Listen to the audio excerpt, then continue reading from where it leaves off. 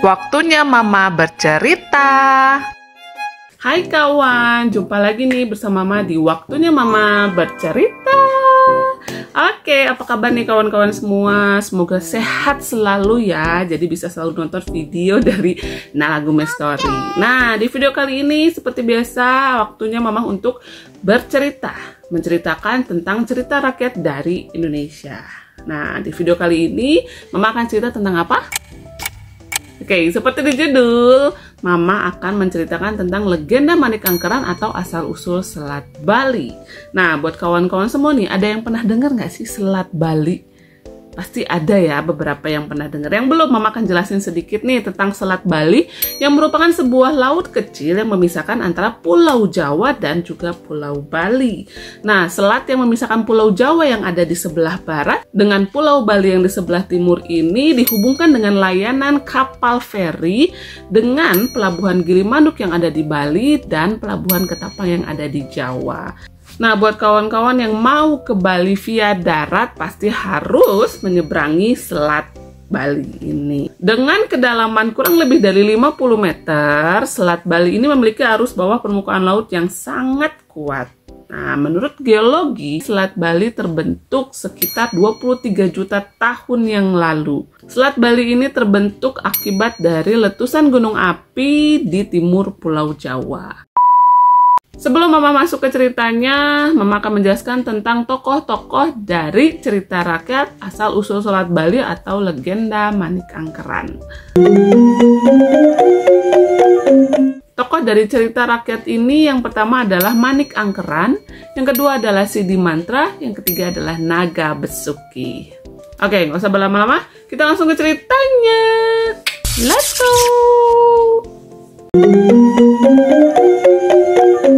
Suatu hari di Bali hiduplah seorang Brahmana yang kuat yang bernama Sidi Mantra. Sang Hyang Widya atau Batara Guru menghadiahkan Brahmana harta dan seorang istri yang sangat cantik. Setelah beberapa tahun menikah, Brahmana dan istrinya memiliki anak lelaki yang diberi nama Manik Angkeran. Manik Angkeran tumbuh menjadi seorang pemuda yang sangat tampan dan juga pandai. Namun ia memiliki kelemahan, yaitu gemar berjudi. Dia sering kalah saat berjudi, bahkan sampai harus mempertaruhkan kekayaan orang tuanya dan berhutang pada orang lain. Karena tidak mampu membayar hutang dari kebiasaan berjudinya, Manik Angkeran akhirnya meminta bantuan sang ayah. Karena kasih sayang kepada anaknya, akhirnya Sidi Mantra bersedia membantu Manik Angkeran. Suatu hari Sidi Mantra berpuasa dan berdoa memohon bantuan kepada para dewa. Tiba-tiba dia mendengar suara. Sidi Mantra, ada harta yang dijaga oleh naga bernama Naga Besuki di kawah Gunung Agung. Pergilah engkau ke sana dan minta naga tersebut untuk memberikan sebagian dari harta karunia. Setelah mendengar suara tersebut, akhirnya Sidi Mantra pergi ke Gunung Agung dan mengatasi semua hambatan selama di perjalanan. Sesampainya di tepi kawah Gunung Agung, dia duduk bersila.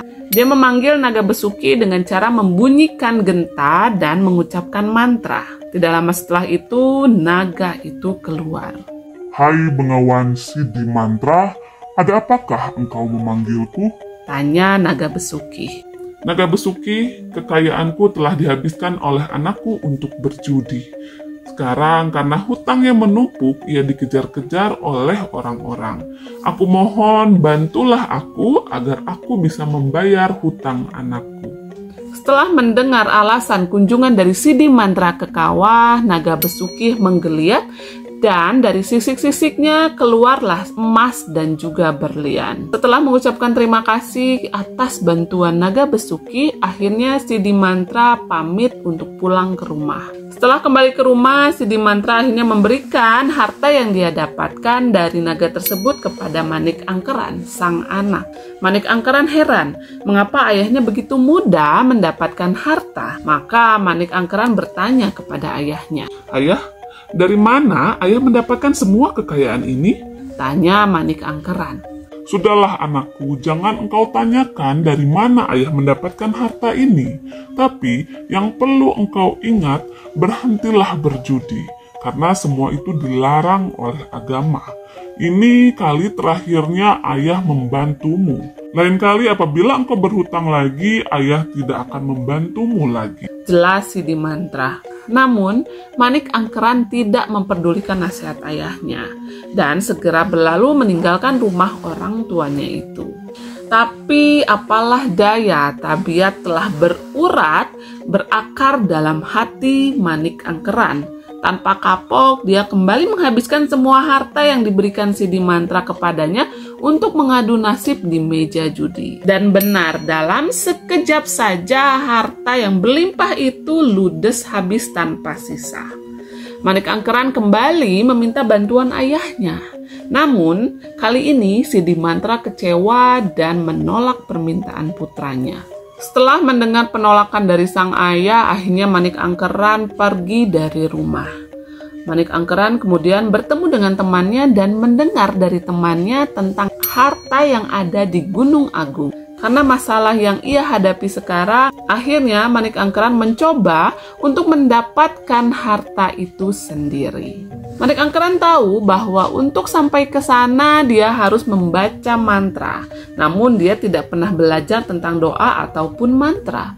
Karena itu ia hanya membawa genta yang ia curi dari ayahnya ketika Sidi Mantra sedang tidur. Akhirnya Manik Angkeran pergi ke Gunung Agung untuk mendapatkan harta tersebut. Setelah tiba di kawah Gunung Agung, Manik Angkeran menyembunyikan gentanya. Naga Besuki pun akhirnya merasa terpanggil oleh suara genta tersebut. Tetapi Naga Besuki heran kenapa ia tidak mendengar mantra-mantra yang biasa ia dengar dari Sidi Mantra. Kemudian Naga Besuki akhirnya keluar untuk melihat siapa yang telah memanggilnya. Setelah keluar, maka bertemulah sang Naga Besuki dengan Manik Angkeran untuk pertama kalinya. Ada apa engkau memanggilku dengan genta yang kau curi dari ayahmu? Tanya Naga Besuki. Dengan sikap memelas, Manik pun berkata, Sang naga, bantulah aku, berilah aku harta yang melimpah agar aku bisa membayar hutang-hutangku. Kalau kali ini aku tidak bisa membayarnya, orang-orang itu akan membunuhku. Kasihanilah aku, wahai sang naga. Melihat kesedihan Manik Angkeran, sang naga pun akhirnya merasa kasihan. Aku akan memberimu harta yang kamu minta, tetapi dengan satu syarat. Kamu harus berjanji untuk mengubah perilakumu. Jangan berjudi lagi. Ingat hukum karma. Ujar Naga Besuki. Naga Besuki menggoyangkan badannya dan beberapa keping emas pun jatuh. Manik Angkeran pun melihat ekor Naga Besuki yang penuh dengan emas dan intan. Maka timbullah niat jahatnya untuk memotong ekor tersebut. Sesegera mungkin Manik Angkeran mengeluarkan keris yang ia bawa dan memotong ekor Naga Besuki dengan satu kali tebasan. Naga Besuki menggeliat dan segera membalikkan badannya. Namun Manik Angkeran telah pergi menjauhinya. Naga Besuki pun pergi mencari Manik Angkeran ke segala penjuru, tetapi ia tidak bisa menemukannya. Dia melihat jejak kaki Manik Angkeran. Maka dari itu, dengan kesaktiannya, Naga Besuki membakar bekas jejak kaki Manik Angkeran. Manik Angkeran pun dapat merasakan panasnya api Naga Besuki. Hingga Manik Angkeran terjatuh dan lama-kelamaan menjadi abu. Di sisi lain, Sidi Mantra mendengar kematian putranya. Ia menjadi sangat sedih. Dia segera mencari Naga Besuki dan memohon putranya untuk dihidupkan kembali. Anakmu bisa hidup kembali asalkan engkau bisa memulihkan ekorku, kata Naga Besuki. Sidi Mantra pun memulihkan ekor Naga Besuki seperti sedia kala. Sekarang kembalikan anakku, ujar Sidi Mantra kepada Naga Besuki. Naga Besuki pun akhirnya menghidupkan kembali Manik Angkeran dan mengembalikannya kepada Sidi Mantra. Setelah Manik Angkeran dihidupkan kembali oleh naga, Manik Angkeran meminta maaf dan berjanji untuk tidak mengulangi tindakannya lagi. Sidi Mantra dan Manik Angkeran kemudian berterima kasih kepada Naga Besuki dan kembali pulang. Sidi Mantra tahu bahwa anaknya telah bertobat. Namun, Sidi Mantra menyadari bahwa mereka tidak bisa hidup bersama lagi. Di tengah perjalanan, Sidi Mantra menyuruh Manik Angkeran untuk tetap tinggal di sekitar Gunung Agung. Anakku, kamu harus memulai hidup barumu di sini, kata Sidi Mantra. Manik Angkeran pun menuruti perintah ayahnya itu. Kemudian Sidi Mantra pulang ke Jawa Timur. Sesampainya di tanah benteng, Sidi Mantra menorehkan tongkatnya ke tanah untuk membuat garis yang memisahkan antara dia dengan Manik Angkeran.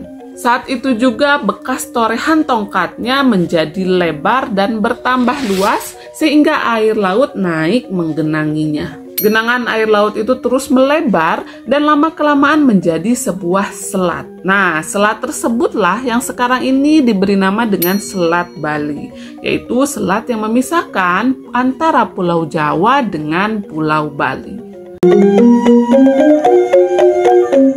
Oke kawan, itu dia cerita tentang legenda Manik Angkeran atau asal-usul Selat Bali. Oke, sebelum Mama sudahi video ini, Mama akan menjelaskan tentang pesan moral dari legenda Manik Angkeran atau asal-usul Selat Bali.